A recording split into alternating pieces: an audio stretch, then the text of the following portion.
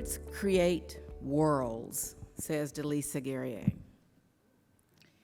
It is an honor and a privilege for me to introduce my good friend, DeLisa Guerrier, who, like me, makes her home in Nashville.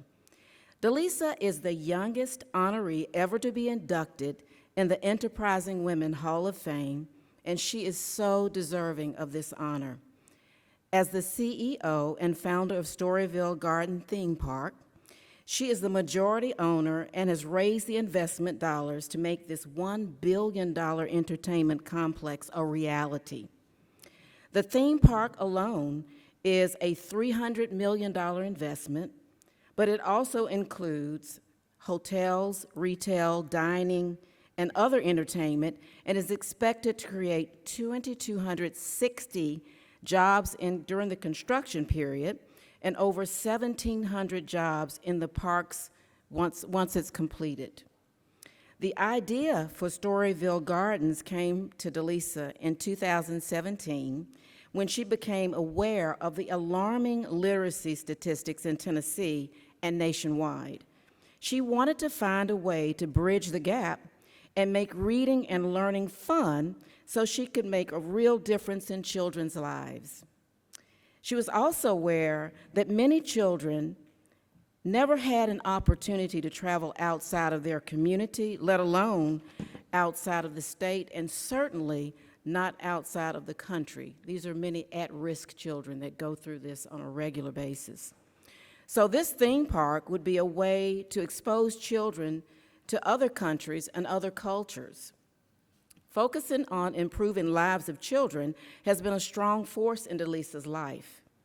A graduate of Tennessee State University, my alma mater, she was on track for a career in medicine when she met her now husband and business partner, Guerrier, at an automotive dealership he owned. She was there to get a quote on some window tinting, and it took some time before he was able to convince her to date him. But the pair ended up being a great match, and they married and now have 3 beautiful children. I know DeLisa will share her story with you today, and you want to hear this directly from her. But I want to add that DeLisa's mother, Lisa Walker, who is here with us today, has been such an inspiration to her.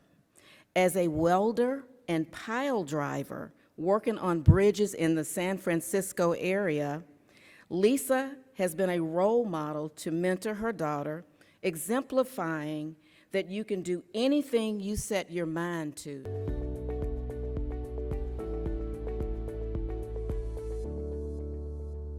I wanted to share a little bit about my journey and how I got here. And it really is all founded on the basis of the power of storytelling. And my mission really is using storytelling to impact generations. So I want you all, really quick, to think of a recipe. Maybe it was a dessert when you were little. Maybe it was your mother's chocolate cake or your aunt's banana pudding. And as you grew older, maybe you realized that there was no other one that tasted quite like that one. Maybe there was this one thing that you realized one day that was in that recipe growing up. Maybe it was cardamom or cinnamon or bourbon, I don't know. But there's this one thing in stories, and it is unlocking the imagination. So I want you all to close your eyes for just a second. I want you to imagine the hustle and bustle of a big city. Hone in on the area of low socioeconomic status. Can you hear the horns honking from the traffic? The sirens, the dogs barking, the kids laughing, playing, crying. There's a lot of noise. Some may even call it chaos. Then there's 4 walls at 1467 34th Street. Inside those walls sat a little girl who had the privilege of traveling all over the world. She even traveled to worlds that hadn't been created yet. She went on adventures with mystical creatures. She bounced around in rhyming worlds and yet hadn't left the confines of those four walls. You can open your eyes. I was that girl.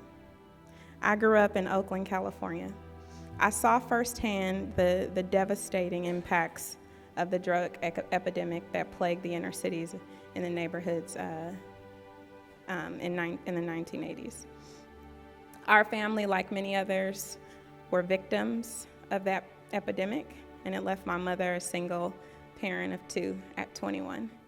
And she was forced to find a way to provide for my sister and I.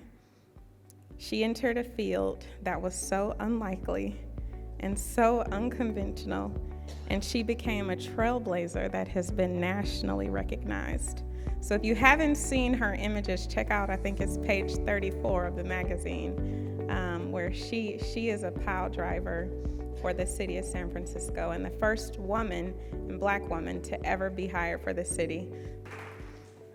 Her actions taught me that there are no barriers, there are no limits, there is no box, there's no four walls. That's why entering into the real estate and construction industry was an easy path for me. So I entered into that market with my husband just after the recession, and he owned, as Sharon mentioned, some companies in the automotive field. And together we built up our development company, and to date, we develop mixed-use communities and neighborhoods from Middle Tennessee to Southern Kentucky. We have about 1,287 units to be delivered over the next 36 months, just a little over $250 million worth of projects. So I always say that in real estate development, I'm tasked with the responsibility to create a project that'll last a lifetime or two and ultimately impact generations. So how did that bring me to the theme park world? To me, it was no different. He and I found a need in our community when we were taking our children to Chicago and Atlanta and St. Louis in order to find something engaging to do for the whole family.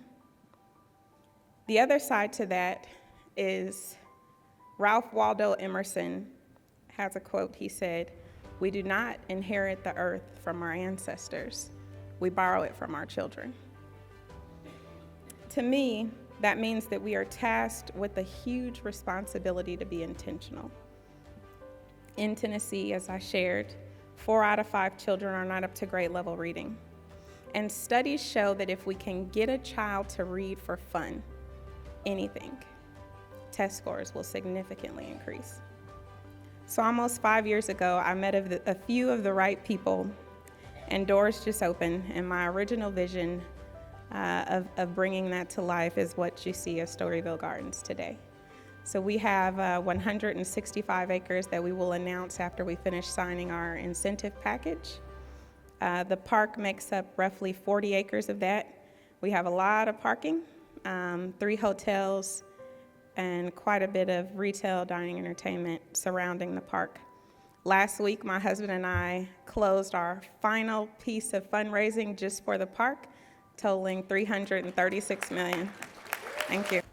So on opening day, when a child enters through the gates in an area representing Africa, they'll first be met with the sound of the drums.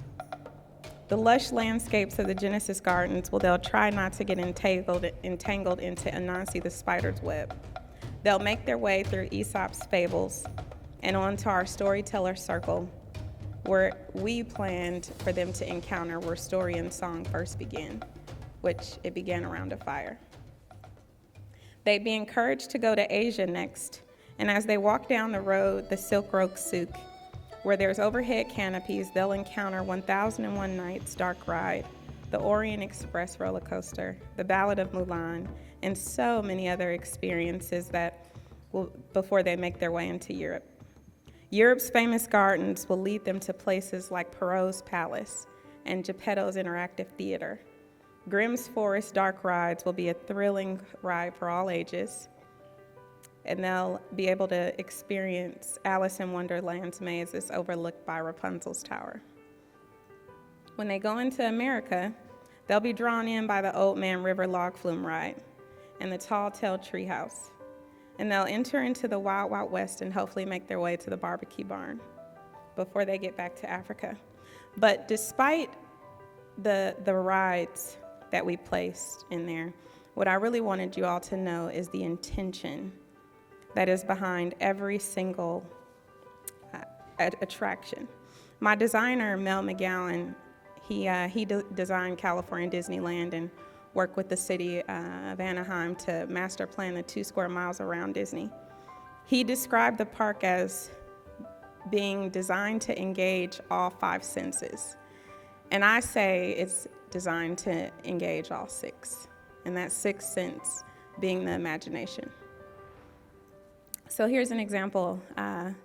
Last Christmas, I bought a book series called Trapped in a Video Game for my children, my 2 oldest children. My oldest, he's 11, and my youngest, he's 7 now.